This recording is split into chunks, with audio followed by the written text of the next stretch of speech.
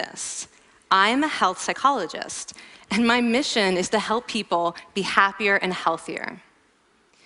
But I fear that something I've been teaching for the last 10 years is doing more harm than good, and it has to do with stress. For years, I've been telling people stress makes you sick. It increases the risk of everything from the common cold to cardiovascular disease. Basically, I've turned stress into the enemy. But I've changed my mind about stress, and today, I want to change yours. Let me start with the study that made me rethink my whole approach to stress. This study tracked 30,000 adults in the United States for 8 years, and they started by asking people, how much stress have you experienced in the last year? They also asked, do you believe that stress is harmful for your health?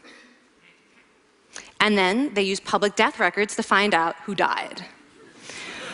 Okay. Some bad news first. People who experienced a lot of stress in the previous year had a 43% increased risk of dying. But that was only true for the people who also believed that stress is harmful for your health. People who experienced a lot of stress but did not view stress as harmful were no more likely to die. In fact, they had the lowest risk of dying of anyone in the study, including people who had relatively little stress. Now, the researchers estimated that over the 8 years they were tracking deaths, 182,000 Americans died prematurely, not from stress, but from the belief that stress is bad for you. That is over 20,000 deaths a year. Now, if that estimate is correct, that would make believing stress is bad for you the 15th largest cause of death in the United States last year, killing more people than skin cancer, HIV, AIDS, and homicide. You can see why this study freaked me out. Here I've been spending so much energy telling people stress is bad for your health.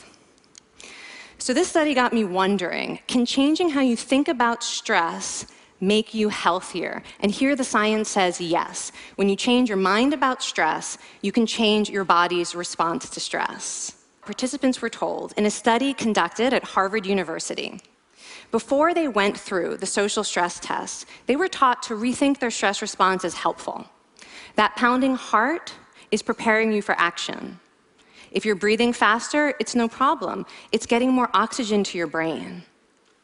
And participants who learned to view the stress response as helpful for their performance, well, they were less stressed out, less anxious, more confident. But the most fascinating finding to me was how their physical stress response changed. Now, in a typical stress response, your heart rate goes up and your blood vessels constrict like this. And this is one of the reasons that chronic stress is sometimes associated with cardiovascular disease. It's not really healthy to be in this state all the time. But in the study, when participants viewed their stress response as helpful, their blood vessels stayed relaxed like this. Their heart was still pounding, but this is a much healthier cardiovascular profile. It actually looks a lot like what happens in moments of joy and courage. Over a lifetime of stressful experiences, this one biological change could be the difference between a stress-induced heart attack at age 50 and living well into your 90s. And this is really what the new science of stress reveals, that how you think about stress matters. So my goal as a health psychologist has changed. I no longer want to get rid of your stress. I want to make you better at stress. And we just did a little intervention. If you raised your hand and said you'd had a lot of stress in the last year, we could have saved your life. Because hopefully the next time your heart is pounding from stress, you're going to remember this talk, and you're going to think to yourself, this is my body helping me rise to this challenge. And when you view stress in that way, your body believes you, and your stress response becomes healthier.